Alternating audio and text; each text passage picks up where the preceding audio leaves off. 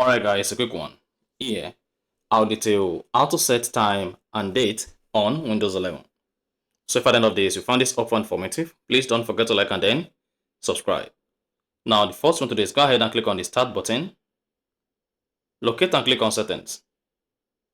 Once you select the settings, you want to hang on for the settings page to load.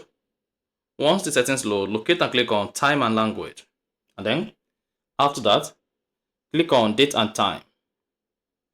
Once you selected date and time, come to where you say set the date and time manually, and then click on change. Then here you say change the date and time pop.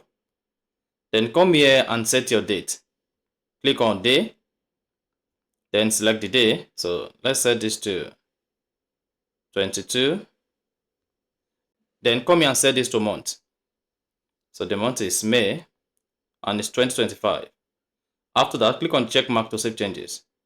Then come to where you see time, select the hour,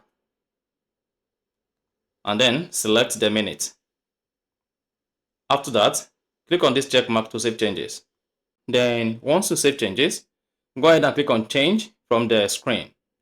And then you should see your time and date changed at the bottom right. If your time and date is missing at the bottom right, just come to where you say show time and date in the systems tray. And then make sure this is turned on. And that's it. So that is exactly how to change date and time on Windows 11. So if you found this helpful and informative, please don't forget to like and then subscribe.